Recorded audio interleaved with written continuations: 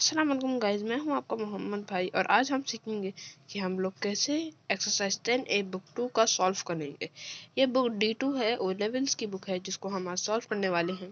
Exercise 10A पूरा Pythagoras theorem से बना है और हम इसको पाइथागोरस थ्योरम के फॉर्मूले से करेंगे। पाइथागोरस थ्योरम का बेसिकली फॉर्मूला होता है h square is equal to p square plus b square. अच्छा, ये एच जो मैं आपको बता रहा हूँ ये है हाइपोटेन्यूज। जो आपकी स्लांटेड लाइन होती है ना, वो होती है हाइपोटेन्यूज। बाकी ये जो आपकी स्ट्रेट लाइन है ये होती है परपेंडिकुलर पी, और ये नीचे की लाइन होती है ये बेस है। ये होता है पाइथागोरस थ्योरम का फॉर्मूला। हमें निकालना है हाइपोटेन्यूज ए। तो हम क्या करेंगे, हम लिख देंगे A square which is equal to perpendicular की जगह हमें दी हुई है 20, तो हम लिख देंगे 20 स्क्वायर प्लस 21 स्क्वायर। स्क्वायर का मतलब होता है कि जो हमें नंबर दिया हुआ है हम उसको उसी से मल्टीप्लाई कर देंगे, मतलब 20 इंटू 20, 21 इंटू 21, इस तरह। अब ए का तो हमें फाइंड आउट करना है, तो हम इसी में ए स्क्वायर लिख देंगे विच इज इक्वल टू 20 का फॉर्मूला होता है 400। 20 इंटू 20 400 होता है, और 21 इंटू 21 होता है 441। ठीक है, तो 441 को जो हम ऐड करेंगे तो ए स्क्वायर हमारे पास आ जाएगा 841। ठीक है, अब 841 हमारे पास स्क्वायर हो गया, और हम इसको ए स्क्वायर रूट ले लेंगे ताकि हम इसकी वो निकाल सकें 841। और इसको हम जनरली निकालने के लिए हम यूज़ करते हैं एक सिंपल कैलकुलेटर, ऐसा कैलकुलेटर। ठीक है, तो हम इसमें क्या करेंगे, हम इसमें 841 इनपुट करके स्क्वायर रूट निकाल लेंगे, जिससे हमारे पास स्क्वायर रूट आ जाएगा इसका 29। ठीक है, तो ए का बेसिकली स्क्वायर रूट है 29। ये है हमारा पहले पार्ट का आंसर। ठीक है, ए इज इक्वल टू यह है 29। ठीक है, अब हम चलते हैं अपने सेकंड पार्ट पर। सेकंड पार्ट पर हमें निकालना है हाइपोटेन्यूज। अच्छा, जो 90, ये जो हमारे पास बॉक्स नज़र आ रहा है ये होता है 90 डिग्री का एंगल। अब 90 डिग्री की जो बिल्कुल ऑपोजिट लाइन आती है ना, वो होता है हाइपोटेन्यूज। जैसे इसमें इसके ऑपोजिट लाइन ये है, तो ये है हाइपोटेन्यूज, और इसमें जो ऑपोजिट लाइन है वो ये है, तो ये है हाइपोटेन्यूज। तो वही हम उसके पुराने वाले फॉर्मूले से करेंगे, जो है एच स्क्वायर मतलब hypotenuse square plus perpendicular square plus base square. ठीक है, तो हाइपोटेन्यूज जैसे हमें पता है तो हमें फाइंड आउट करना है, क्योंकि ये हमें दिया हुआ है 20 सेंटीमीटर, तो उसका मतलब हमें हाइपोटेन्यूज नहीं पता। पहले की तरह हम इसको भी 20 स्क्वायर में करेंगे, और परपेंडिकुलर हमारे पास है 35 सेंटीमीटर। जो लंबी लाइन होती है ज़्यादातर वो परपेंडिकुलर होती है, तो ये 35 हमारे पास आ जाएगा, ये 35 स्क्वायर प्लस 12 स्क्वायर। ठीक है, तो 35 का जब आप वो निकालेंगे इसका स्क्वायर रूट 35 इंटू 35, तो वो हो जाएगा 1225। ठीक है, 1225 लिख देते हैं हम। और 12 का जब हम निकालेंगे तो वो हमारे पास निकलता है 144।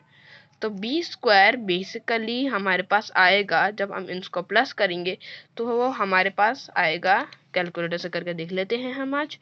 ये होता है 1225 into 144 which is equal to, ज़्यादा वो एरर है। ठीक है, 1225 plus 144 which is equal to 1369। ठीक है, तो हमारे पास 1369 आ जाएगा।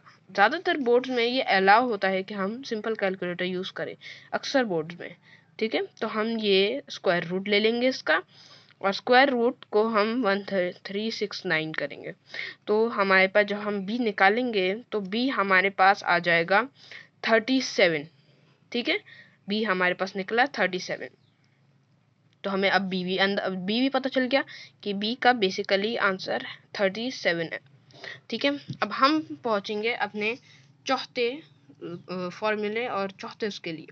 तो हम ऐसे करेंगे कि अब वापस हमें हाइपोटेन्यूज चाहिए, क्योंकि ये हमें 90 डिग्री का दिया हुआ है, तो हमें चाहिए हाइपोटेन्यूज। ठीक है, हम पुराने वाले फॉर्मूले से करेंगे, H square is equal to B square plus P square. अच्छा, अगर हम इसमें पहले p लिखें बाद में पहले b लिखें, इससे कोई हम मैटर नहीं करता। हम पहले p भी लिख सकते हैं बाद में, जैसे हमने इसमें पहले p लिखा हुआ है फिर बाद में b लिखा है, हमने इसमें पहले b लिखा है फिर p लिखा है, ये कोई मैटर नहीं करता। इन दोनों का मैटर नहीं करता। इसमें अगर हम पहले b लिख दें तो वो मैटर करता है बहुत ज़्यादा। ठीक है, तो h की हमें वैल्यू c दी हुई है जो हमें फाइंड आउट करनी है, तो हम इसको c स्क्वायर लिख देंगे।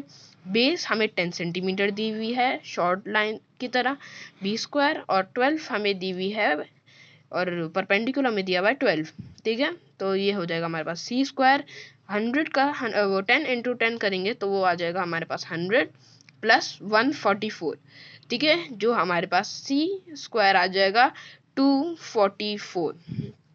अब हम इसका स्क्वायर रूट लेंगे, जैसे c square which is equal to 244। अब हमारे पास आ जाएगा c की वैल्यू, जब हम 244 को स्क्वायर रूट लेंगे तो वो हमारे पास डेसिमल के पॉइंट्स में आएगा, जो होगा 15.62। तो ये हमारे पास c की वैल्यू आ गई। ठीक है, हमने 3 फॉर्मूलेस कर लिए। अब हमें करना होगा डी का फॉर्मूला भी उसी तरीके से होगा। हमें जो है वो हाइपोटेन्यूज फाइंड आउट करना है d सेंटीमीटर, तो हमें इस पूरे उसमें हाइपोटेन्यूज ही फाइंड आउट करना है इस पूरे क्वेश्चन में। हम फिर से पाइथागोरस थ्योरम का फॉर्मूला लगाना है, जो होगा h square is equal to b square plus p square. जैसे मैंने आपको पहले ये बताया, हम p और b बाद में पहले कोई मैटर नहीं करता, तो h स्क्वायर हम d लगा लेते हैं, d square which is equal to base हमारे पास आया है 23 स्क्वायर, और प्लस जो है वो हमारे पास परपेंडिकुलर के तौर पे हमारे पास आया है 29। परपेंडिकुलर ये लंबी वाली लाइन है 29, तो ये हमारे पास आ जाएगा। ठीक है, अब हमें d फाइंड आउट करना है, तो हम लिख देंगे d square which is equal to 20 क्या कहते हैं, ये हमारे पास है 23 है, ये 23 है। तो जब हम 23 को 23 से मल्टीप्लाई करेंगे तो वो आएगा 529। ठीक है, और जब 29 को हम 29 से मल्टीप्लाई करेंगे मल्टीप्लाई करेंगे तो आएगा 841। अब हम उन दोनों नंबर्स को हम ऐड कर देंगे। तो जब हम ऐड, ये असल में बेसिक फॉर्मूला होता है उसका, आपका पाइथागोरस थ्योरम का। अगर आपको ये फॉर्मूला अगर आपको याद हो जाए या आप समझ लो तो आपके लिए बोर्ड्स में या कभी भी कोई परेशानी आपको नहीं होगी। तो जब हम इसको ऐड करेंगे तो आएगा हमारे पास 1370। ठीक है, जैसे में आप देख सकते हैं 1370 है। अब हम जो है वो इसको, जब हम इसका क्या कहते हैं स्क्वायर रूट लेंगे, स्क्वायर रूट हमने ले लिया विच इज इक्वल टू 1370। ठीक है, 1370।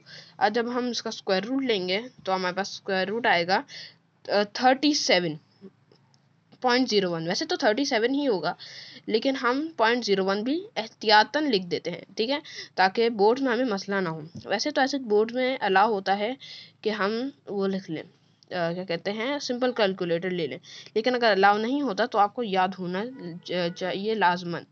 ठीक है, तो ये हमारे लिए बहुत मैटर करता है। ठीक है, तो आज की वीडियो आपको कैसी लगी आप कमेंट करके बताइएगा। प्लीज़ लाइक करें, शेयर करें और सब्सक्राइब करें।